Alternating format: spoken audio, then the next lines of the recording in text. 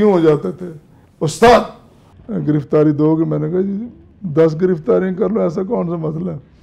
चादर और तहमत धोती बांधी हुई और स्कूल पेंडू सा। जब मैं जेल में गया था, मौलाना यज़दानी शहीद को मैंने मेहमान नवाज बड़ा देखा है। कई किताबों के मुसन्निफ, दीनी स्कॉलर, खतीब, प्रोफेसर, वफाकी इदारे उर्दू साइंस बोर्ड के साबका डायरेक्टर और मुनफरद मजहबी और सियासी और समाजी हैसियत के हामिल जनाब अब्दुल गफूर राशिद साहब से मुलाकात करने हम उनके घर पहुँचे। आप रोयते हलाल कमेटी के मेंबर और वजीर आला पंजाब के कोऑर्डिनेटर भी रह चुके हैं और अब इस्लामी नजरियाती कौंसिल के मेंबर मुंतखब हुए हैं। बड़ी मोहब्बत से आपने इस्तकबाल किया। घर में हफ्तावार तफसीर कुरान की बाबरकत महफिल में शिरकत का मौका मिला। कुरान के मेहमानों की चाय से तवाज़ो की गई। तकरीब के बाद बच्चों ने आपको घेर लिया। उर्दू साइंस बोर्ड के अमले ने अपने साबका सरबराह का मोहब्बत से भरा पुरजोश इस्तकबाल किया। तमाम लोगों को काम करने की आज़ादी थी। स्पेशली इन्होंने कई इंतज़ामी मामला जो थे काफ़ी अरसे से लटके हुए थे वो हल करवाए। हमने डॉक्टर साहब के दौर में कोई तकरीबन 200 के करीब किताबें जो आउट ऑफ स्टॉक थी पिछले कई सालों से, उन्हें हमने रीप्रिंट किया और इसके अलावा कोई 20 के करीब किताबें जो थीं वो हमने नई भी शाया की। तो डॉक्टर साहब के दौर में यहाँ पे कई करोड़ रुपए की हमने किताबें सेल की। लाहौर के मारूफ इदारे MAO कॉलेज में आप प्रोफेसर रहे। वहाँ कोलीग आपके मुंतजर थे। कॉलेज की यादें ताज़ा की गईं। कोलीग्स ने डॉक्टर साहब के मुतालिक अपनी राय का इजहार किया। मैं जब दिसंबर 2015 में गवर्नमेंट MAO कॉलेज लाहौर में असिस्टेंट प्रोफेसर बनकर आया तो यहाँ जिन बहुत दिलचस्प लोगों से मुलाकात हुई, डॉक्टर अब्दुल गफूर राशिद उनमें से एक थे। एक ऐसी इल्मी शख्सियत थे जिससे वाकई मिलने को दिल चाहता था। अब्दुल गफूर राशिद साहब, जिनको हम एक उर्दू के शायर हैं नून मीम राशिद, प्यार से हम उनको ऐन गैन राशिद कहा करते थे और हमने इन 6 सालों में बहुत कुछ सीखा है। MAO कॉलेज से चले गए हैं लेकिन आज भी हम यूँ महसूस करते हैं कि वो जैसे हमारे साथ हैं। हमारी ख्वाहिश होती थी कि जब भी कोई इस्लामी फंक्शन हो तो हम इनकी तकरीर सुने। इंतहाई प्यारी तकरीर करते हैं और समा बहान देते हैं। मैट्रिक के बाद जामिया मोहम्मदिया उकाड़ा में भेजा तो वहाँ मैं 1979 उसमें मैं दरसे निज़ामी करके निकला। वफाकुल मदारिस, उस वक्त ये दूसरा साल था वफाकुल मदारिस सल्फिया का। फिर ये सारा कुछ करने के बाद फिर मैं बाकायदा कॉलेज की तरफ आया।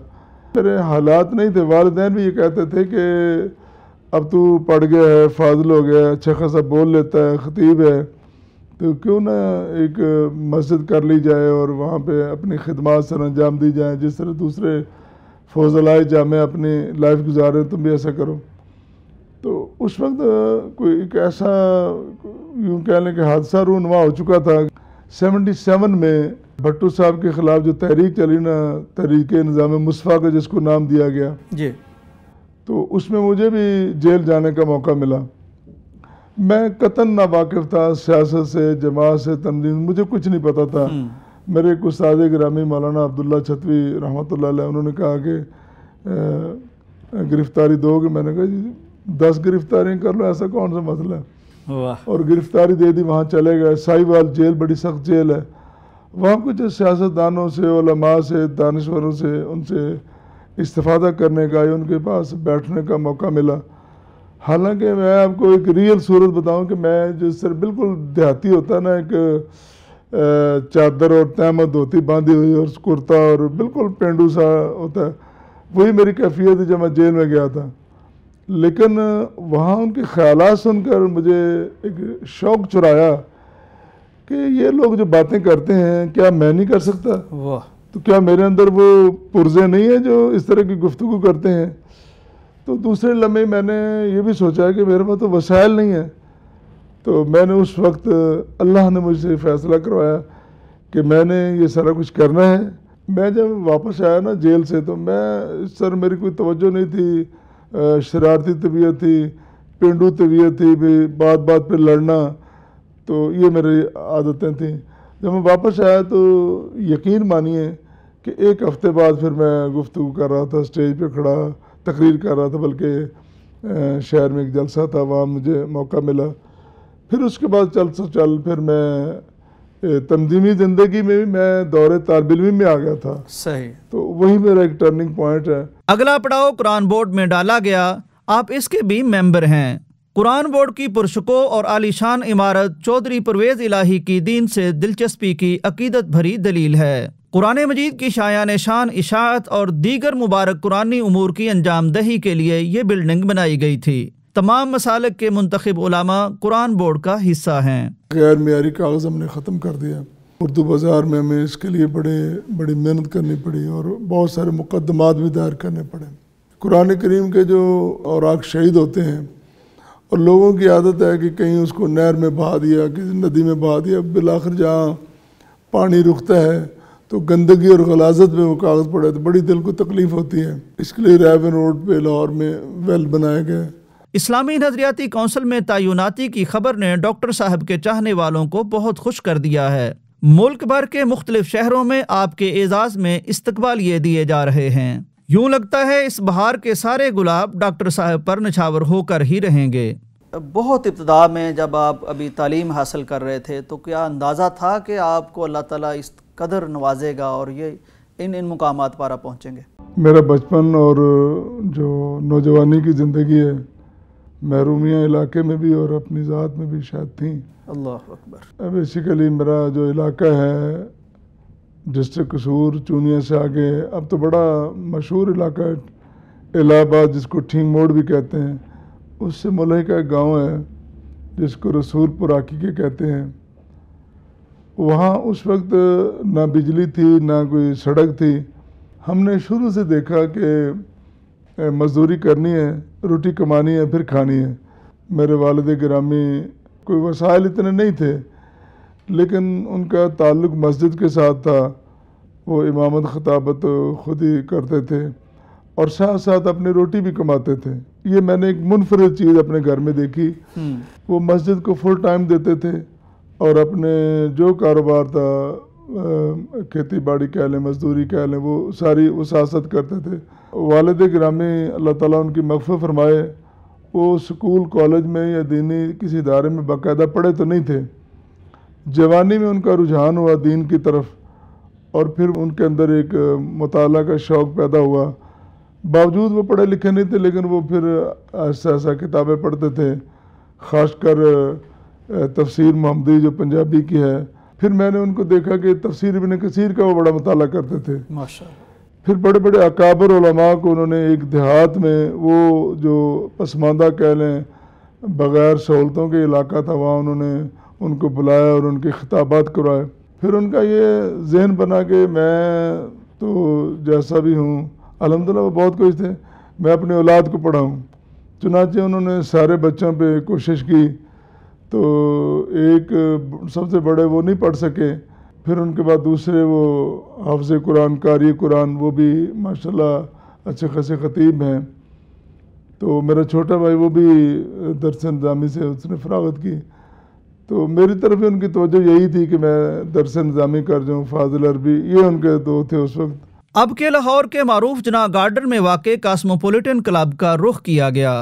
आप इस क्लब के हर दिल अजीज़ मेंबर हैं और यहाँ आपके हल्का अहबाब में मुख्तलिफ शोबाए ज़िंदगी के नामवर लोग शामिल हैं। मुख्तलिफुल फ़िक्र लोगों का एक दीनी शख्स से मोहब्बत का ऐसा इजहार हमारे लिए बड़े ताज्जुब का बायस था।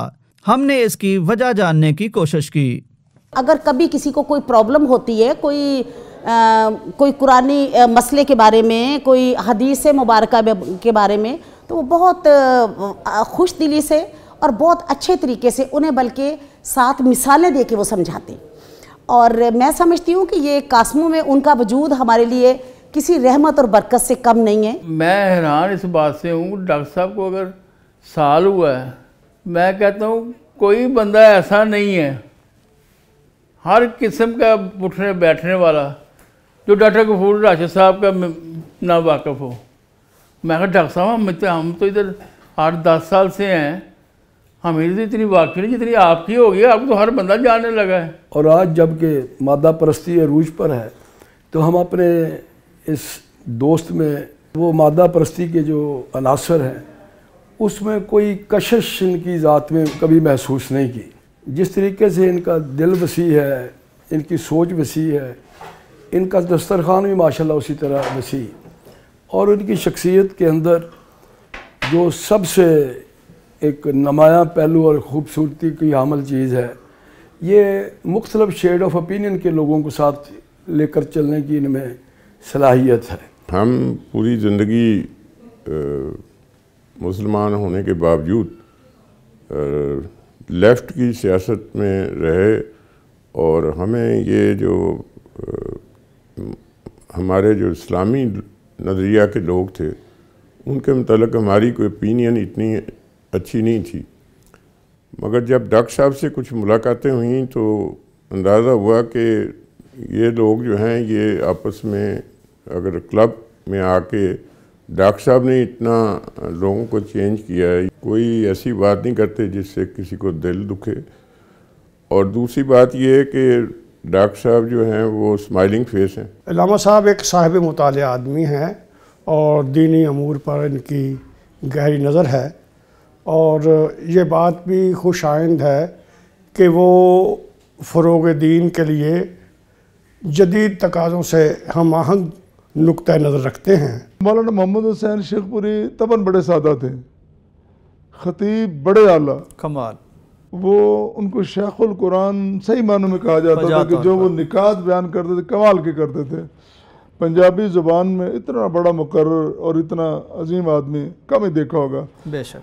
और उनके साथ जो डिप्टी सेक्रेटरी जनरल थे वो मौलाना हबीबुर रहमान यज़ानी शहीद, उनकी खिताबात में बड़ा तनव्वुर था और तबीयत उनकी बड़ी सादा थी और खुश अखलाक बड़े थे। मौलाना यज़ानी शहीद को मैंने मेहमान नवाज बड़ा देखा है।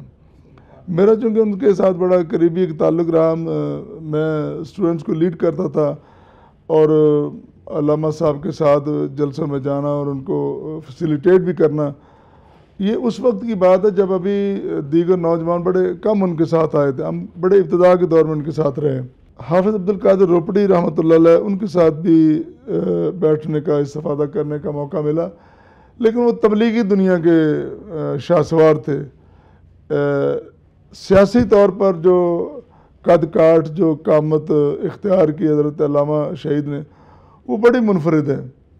मैं उनके बारे में कहा करता हूँ कि वो ज़ुबान से नहीं बोलते, वो सीने से बोलते थे। अल्लाह। वो जब भी गुफ्तगू भी करते थे ना, वो सीने से यूँ हो जाते थे, किसी को बुलाना मतलब उस्ताद, रोब भी होता था, अपनाइयत भी होती थी, मोहब्बत भी होती थी, बेतकल्फ़ी भी होती थी। तो इन अकाबर के साथ मुझे बहुत करीबी मौका मिला। रात गए एक मारूफ क्लब में डॉक्टर साहब के एजाज़ में इशाइये का एहतमाम किया गया था। यहाँ मुख्तलिफ मसालिक के उलमा, सियासतदान, अहले कलम और दीगर शोबाए ज़िंदगी से ताल्लुक़ रखने वाली मारूफ शख्सियात ने शिरकत की। हम ये समझते हैं डॉक्टर अब्दुल गफूर राशिद साहब जैसे लोग इस्लामी नज़रियाती कौंसिल में होंगे तो अल्लाह के फजल करम से मुल्क में कोई ऐसा कानून और बिल पास नहीं हो सकता जो कुरान से टकराता हो, हदीस से टकराता हो।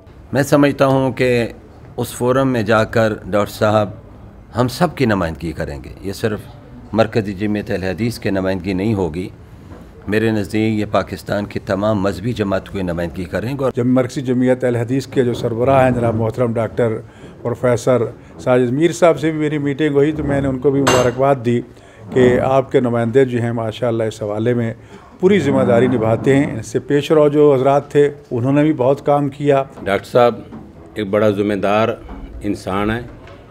अपने हल्का अहबाब में अपनी जमात को खुश करने के बाद बाकी जमातों को भी इन्होंने साथ लेकर चले। He is an educationist and very eminent educationist. बहुत खूबसूरत इंसान है, बड़े अच्छे टीचर हैं और आफ्टर रिटायरमेंट भी इनके जो स्टूडेंट्स हैं वो अभी तक इनसे राब्ते में हैं, इनके मेंटोर हैं, उनसे वो गाइडेंस लेते हैं, इनसे उनकी काउंसलिंग करते हैं माशाल्लाह जी। अब हम समझते हैं जी कि आपकी ये जो तकर्री है ये अल्लाह ताला और उसके दीन की सरबरंदी के लिए इंशाअल्लाह ताला एक अच्छा शगुन साबित होगी। जो काविशें डॉक्टर साहब ने की, अल्लाह पाक इन्हें मज़ीद तरक्की और सलामती अता फरमाए। मैंने डॉक्टर अब्दुल गफूर राशिद साहब को कौमी यकजहती के लिए और मजहबी हम आंगी के लिए हमेशा एक फ़ाल किरदार अदा करते हुए पाया है। बहुत वसीउल क़ल्ब आदमी है, वसीउ ज़रफ़ आदमी है, हर तबके को, हर हल्के को उसी मोहब्बत से सबको साथ लेके चलना इनका खासा है। एक इल्मी, सियासी और हमाजहती शख्सियत है। हर फोरम पे, हर प्लेटफॉर्म पे उन्होंने अपनी सलाहियतों का लोहा मनवाया है। हम डॉक्टर साहब को इस नामजदगी पे मुबारकबाद भी पेश करते हैं और पाकिस्तान यूनाइटेड कौंसिल के तमाम कारकुनान की तरफ से उन्हें भरपूर यकीन दिलाते हैं कि हम पहले भी उनके सिपाही हैं और आइंदा भी इस सफ़र में हम उनके सिपाही रहेंगे। ऐसे मुस्नद लोगों का आगे आना ज़रूरी है कि जिनके आने से पाकिस्तान के अंदर एक अमन की फ़ज़ा जो है वो कायम हो सके, एक मोहब्बत का दर्स जो है वो उसका प्रचार हो सके। मुस्तकिल मिजाजी और इस्तेकामत का जो हम नाम दे सकते हैं वो डॉक्टर अब्दुल गफूर राशिद साहब हैं। तंजीम साजी जो मरकज़ी जमीयत की है उसके अंदर डॉक्टर साहब का एक मरकज़ी किरदार रहा। जिस तरह डॉक्टर साहब ने बहुत सारी तंजीमें खड़ी की और नौजवानों को आगे लेकर आए, और कोई शोबा ज़िंदगी ऐसा नहीं है जिसमें डॉक्टर साहब ने माशाल्लाह एक फ़ाल तंजीम ना खड़ी की हो और लोगों को आगे ना लेकर आए हों। MRD ने एक मोची दरवाज़ा में जलसा किया था जो बड़ा तारीख़ी जलसा कहा जाता है, जिसके अल्लामा साहब के उनके ख़िताब के कुछ कलमात भी आज तक लोग दोहराते हैं। तो उसमें उनके साथ शिरकत का मौका मिला तो उस वक्त की जितनी क़यादत थी, नवाबज़ादा नसरुल्लाह ख़ान, मलिक कासिम और वो जो थे ANP के लीडर से और जमात इस्लामी के जितने लीडर थे, दीगर 9 सितारे जो थे उस वक्त की जितनी क़यादतें थी, उन सब से मिलने का, उनको करीब से देखने का मौका मिला अल्हम्दुलिल्लाह। मरकजी जमईयत से आपकी वाबस्तगी गहरी और देरीना है। आप ज़ैली तंजीमात के नाजिम हैं। इस्लामी नजरियाती कौंसिल की मेंबरशिप भी जमात के आप पर एतमाद का खुश दिलाना इजहार है। अब अल्हम्दुलिल्लाह मुझे ये जो मौका मिला है इस्लामी नजरियाती कौंसिल की तकर्री का, तो इस ज़मन में मैं अपने अमीर मोहतरम का शुक्रिया अदा करता हूँ कि उन्होंने पूरी जमात में से मेरा इंतखाब किया। तो एक तो ये कि मैं अमीर जमात को और जमात को इंशाल्लाह मायूस नहीं करूँगा इंशाल्लाह। दूसरी बात यह है कि मैं ये जिम्मेदारी समझता हूँ कि ज़िंदगी भर ये मेरा मामूल रहा कि कोई ज़िम्मेदारी या मनसब ले लेना काफ़ी नहीं होता, ये बड़ी मसूलियत होती है। तो अपनी सलाहियतों के मुताबिक पूरी तनदेही के साथ उसमें काम करना चाहिए। आगे अल्लाह ताला फजल करता है तो इंशाल्लाह मैं कोशिश करूँगा कि एक तो मैं अपने मनसब ओहदे के साथ वफा करूँ और कोशिश करूँ। दूसरा मेरा ख़्याल ये है कि इस्लामी नजरियाती कौंसिल के जितने अहबाब दोस्त हैं मुझ समेत, उनको ये चाहिए कि इस्लाम का वो रोशन पहलू और वो जो जिस तरह अद्दीन युस्रुन, दीन तो आसानियाँ पैदा करता है, तो हम इस्लाम के जो उसूल व ज़वाबित उनसे ना हटें, लेकिन पब्लिक के लिए हमें आसानियाँ पैदा करनी चाहिए, मोहब्बत वाला चेहरा पेश करना चाहिए।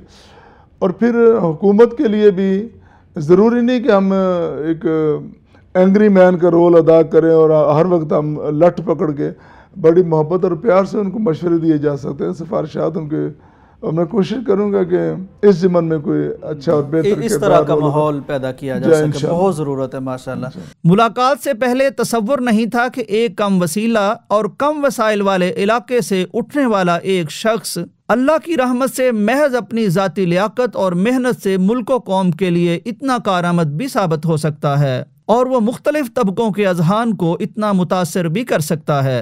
यकीनन ये एक नए डॉक्टर अब्दुल गफूर राशिद साहब से मुलाकात थी जिसका जायका और हैरत साथ लिए घर वापसी हुई। अल्लाह ताला आपको नए मनसब के जरिए मुल्क व मिल्लत की मजीद खिदमत की तौफीक बख्शे। अल्लाहुम्मा आमीन।